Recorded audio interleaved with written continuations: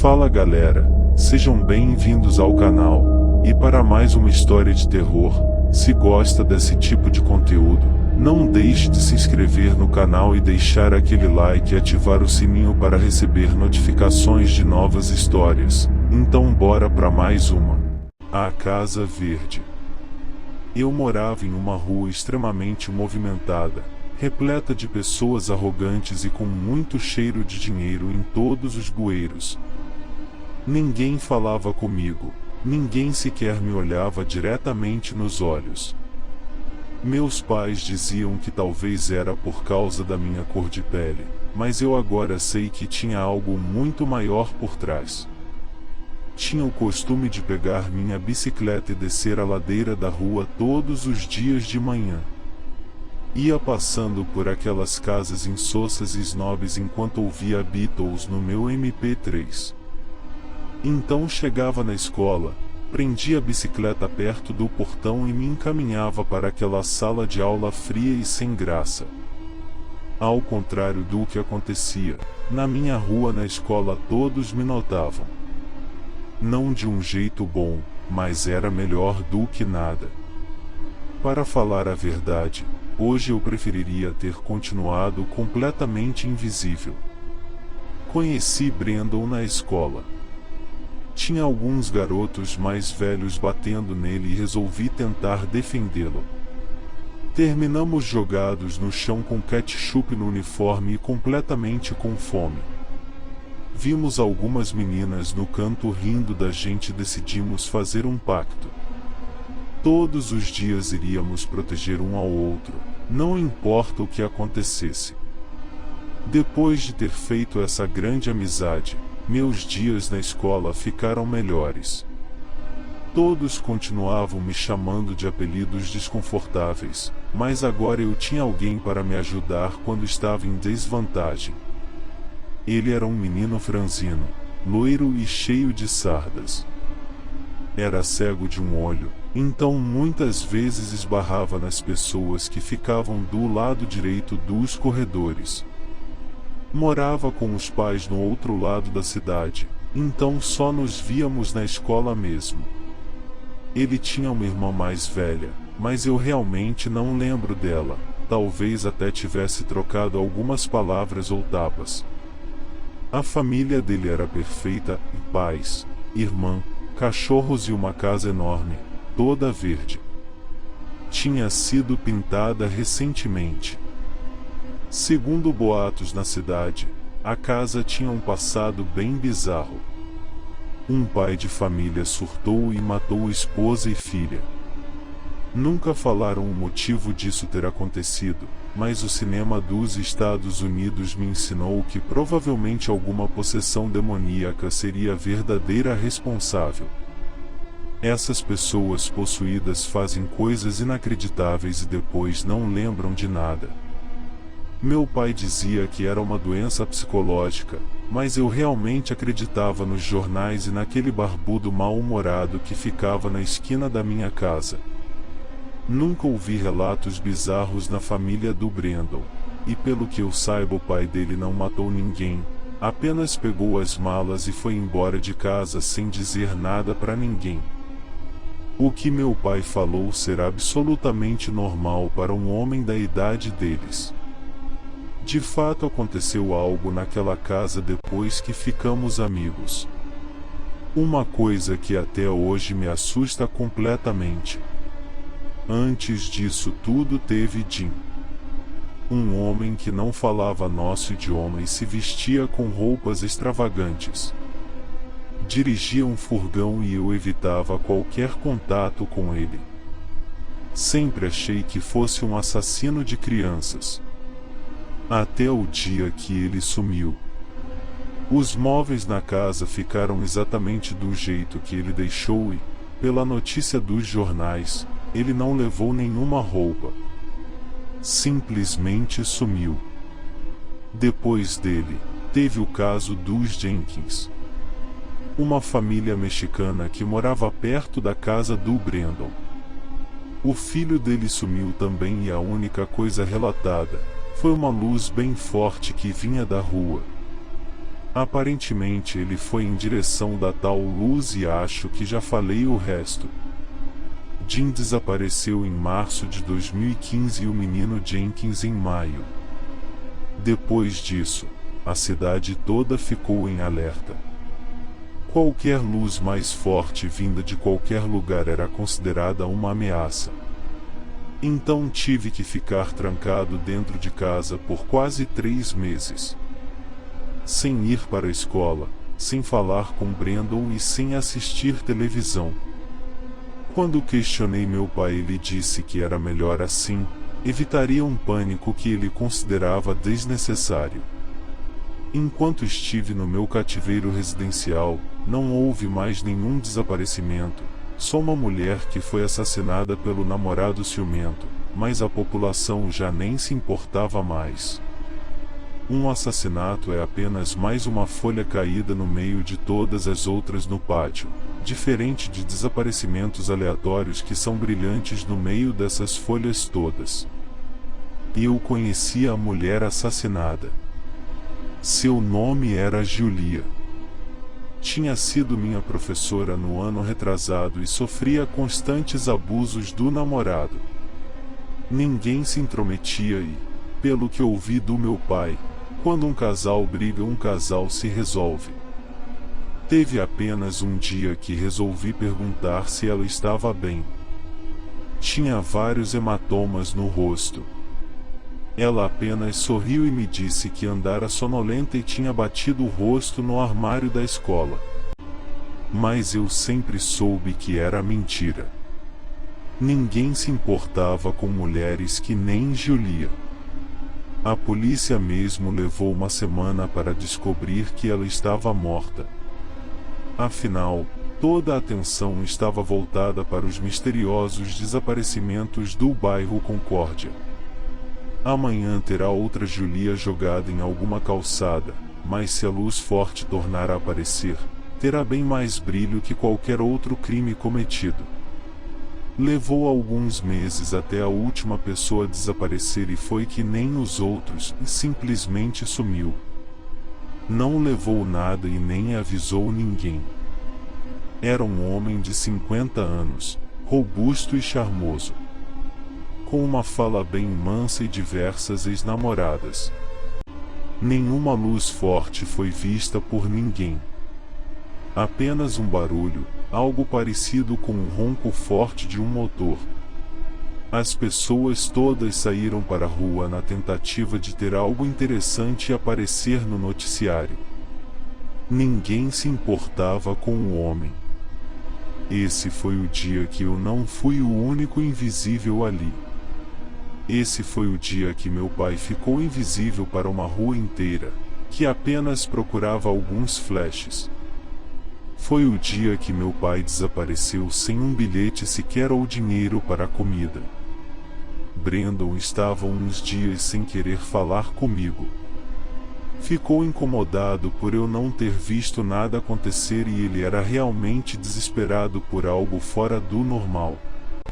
Narrei que apenas ouvi um barulho de motor e então, ele começou com toda uma teoria de que talvez fossem seres de outros planetas e que o barulho seria da nave deles. Ele não parava de falar um segundo e eu estava me sentindo muito estranho na casa dele. Não aguentava olhar para aquelas paredes todas verdes por dentro e por fora. Só queria encontrar meu pai. Depois de algumas horas voltei para minha casa, completamente vazia e cheirando a comida velha. Não era tão divertida sem o meu pai. Durante uns 2 dias acabei dormindo muito mal. Tinha pesadelos frequentes com homens pelados enormes com cabeças pontudas e totalmente verdes. Dirigia um furgão preto que fazia muito barulho e tinha luzes muito fortes. Eles vinham para me dizer que meu pai seria a comida deles e então eu acordava. Dessa vez tinha me urinado e acabei tendo que dormir na cama molhada e fedida nos dias seguintes. Peguei minha bicicleta decidido a procurar pelo meu pai. Alguma coisa me dizia para olhar para carros barulhentos. Com certeza um cara maluco tinha sequestrado meu pai. Ele não era do tipo correto e já tinha sido preso várias vezes por porte ilegal de drogas. Fumava que nem uma chaminé, então talvez tenha sido levado para cumprir alguma punição. Sempre me dizia que eu não podia fazer coisas erradas, que os homens divinos me levariam para um tal inferno. Mas eu não queria meu pai no inferno. Mesmo contra minha vontade, pedi ajuda para Brandon. Ele tinha alguns aparelhos legais de investigadores e uma bicicleta com farol e buzina. Saí com a bicicleta dele ao redor do bairro e fui perguntando para todos que via se eles tinham notado alguma coisa diferente antes de cada desaparecimento. Muitos falaram de homens vestidos de preto que andavam de moto roubando crianças e velhos. Outros falaram de um grupo de freiras do mal que serviam o diabo e levavam pessoas para servirem de alimento. Apenas uma mulher disse algo que parecia real. Foi a única que disse ter escutado um barulho alto de motor e de repente tudo ficou claro e seu vizinho sumiu. Ela acreditava que era uma caminhonete grande, mas não conseguiu ver quem era o motorista ou a placa do carro. Estava cada vez mais difícil não ser notado ali. Todo dia me perguntavam sobre minhas investigações amadoras e eu só respondia que, se meu pai não estava comigo, era porque estava fracassando. Então me olhavam torto e saíam de perto. Meu pai sempre me disse que falar realmente o que se passava na minha cabeça podia assustar algumas pessoas despreparadas.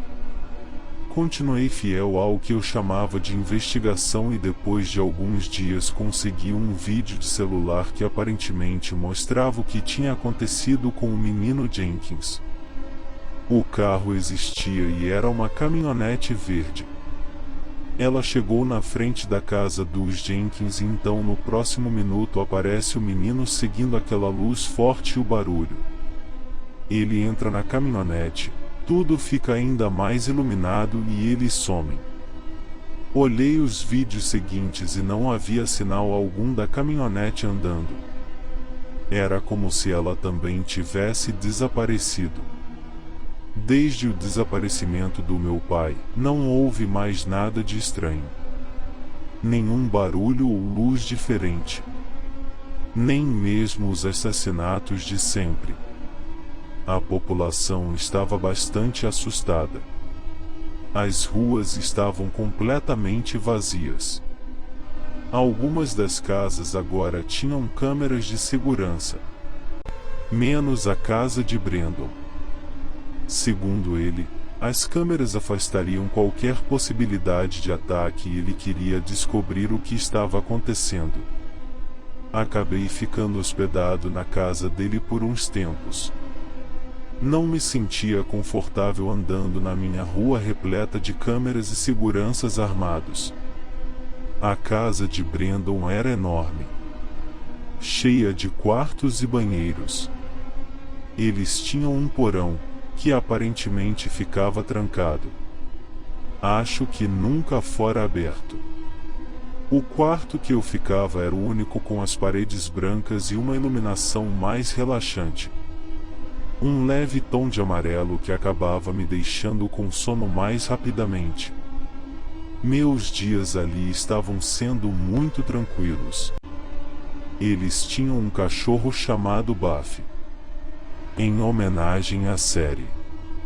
Era um pastor alemão bem grande e bastante assustador. Rosnava para mim o tempo inteiro e quase me mordeu uma noite. Era bom estar protegido pela primeira vez desde o desaparecimento do meu pai. Dormi sem ter nenhum pesadelo e estava indo muito bem na escola. Só era ruim quando chegava no domingo. Eles eram religiosos e acordavam muito cedo para ir para o culto. Menos Brandon, ele ficava jogando videogame para não me deixar sozinho em casa. Em um desses domingos ele me falou que a família dele era meio diferente das outras. Falou de um grupo de mulheres que matavam homens pois queriam um mundo mais feminino. Uma delas era uma tia dele que acabou sendo morta quando tentou matar um açougueiro. E então a conversa foi ficando cada vez mais estranha. E estava me assustando para valer. Pedi licença para ele, inventei uma desculpa qualquer e fui para o pátio com o bafo. Depois de 2 horas, ouvi um barulho enorme de motor. Alguém ia desaparecer. Fui correndo para a calçada e então vi uma caminhonete verde dobrando a rua. Vinha na minha direção. Não consegui me mover. Apenas fiquei olhando aquele carro se aproximando. O farol estava com um brilho muito forte. Não conseguia ver quem era o motorista. Devo ter ficado ali por uns bons minutos e então o carro parou na minha frente. Ainda com o farol ligado, vi o motorista sair. Ele ficou parado do lado do carro me olhando. John. Não entendi como aquele homem poderia saber meu nome. Desde que nos mudamos eu usava outro nome. Brandon me conhecia por Jack. Com certeza esse homem me conhecia de antes da mudança. Mas não consegui falar nada, só fiquei observando. John. O homem veio lentamente na minha direção. Me sentia preso dentro do meu próprio corpo. Só sentia meus olhos se movendo. Ele se aproximou e colocou o braço em cima do meu ombro. John. Por que você fugiu, John? Tentei chamar Brandon, mas a voz não saía. Aquele homem estava me assustando e eu não conseguia me mexer. Fiquei tentando enganar meu cérebro e depois de muito tempo consegui mexer meu dedo da mão. John, escuta, está tudo bem agora. Venha comigo. Meus dedos estavam começando a se mexer. Cada vez mais rapidamente. Eu estava de novo no controle do meu corpo. Quando o homem veio novamente na minha direção, eu consegui me mexer. Bati nele e fui para perto do carro. Do carro pude ver que a rua estava cheia de pessoas. Todo mundo ia saindo das suas casas e começavam a ficar aterrorizadas com o que viam. Eu tinha conseguido me salvar. Então Brandon veio correndo na minha direção. John, o que diabos você fez? Larga isso. Aquele com certeza não era o Brandon verdadeiro. Aquilo não era o meu amigo. Estiquei meu braço ameaçando dar um soco caso ele se aproximasse. John, sou eu, cara. Larga isso. Passei a ameaçar, ele ficou parado, centímetros de mim. Ouvi um barulho de sirene vindo da esquina e fui ver o que tinha acontecido. E então tudo ficou escuro. John. Querido. Está tudo bem agora. Você está a salvo. Não vai acontecer mais nada de ruim.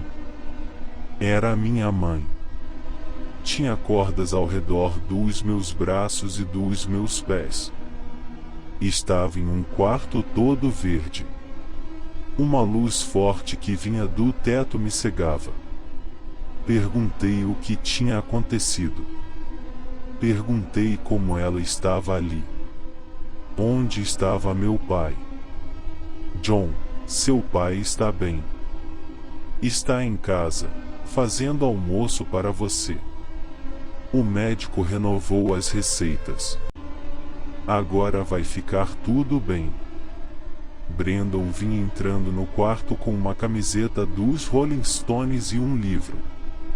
Abraçou minha mãe, Pegou uma cadeira e sentou do meu lado. Cara, o que aconteceu? Cara, tu me assustou legal. Uma enfermeira entrou no quarto com um copinho cheio de comprimidos. Me deu uma água e disse para tomar os remédios que tudo ia voltar ao normal. Obedeci e acabei adormecendo. Quando acordei, estava na minha casa. Meu pai e minha mãe estavam assistindo televisão no sofá do lado da minha cama. Brandon estava lendo um livro do Robert Bloch do meu lado e comendo um pacote de batata frita. Veja só quem acordou. Como está se sentindo, filho? Não pude negar a felicidade de rever meu pai. Parecia mais jovem e saudável. Tomei um copo de leite com feijão e arroz. Então Brandon veio me falar que tinha algo muito importante para me mostrar no celular dele. Meus pais olharam torto e ele justificou dizendo que era melhor me mostrar agora que depois. Ele então sentou do meu lado e colocou um vídeo de 3 horas de duração. Comecei a assistir. Isso não faz sentido. O que é isso? Que vídeo é esse? Cara, isso foi o que aconteceu, sabe, antes de tu vir parar aqui. Olha direito. Tem todas as respostas aí. Fiquei assistindo aquele vídeo, onde o protagonista daquele filme estranho era eu mesmo. O vídeo mostrava eu andando de bicicleta em um pátio enorme, falando com alguém que não aparecia no vídeo, e atacando um policial com uma pedra. O que é isso? Meu pai então me explicou que minha receita médica estava vencida e eu estava tomando remédios errados. Esses remédios me faziam ver coisas e passar por situações que só existiam na minha cabeça. Eu falei do desaparecimento dele e ele me falou que isso nunca aconteceu. Disse também que comecei a tomar os remédios após minha avó falecer, que eles me ajudavam a ficar consciente mais vezes.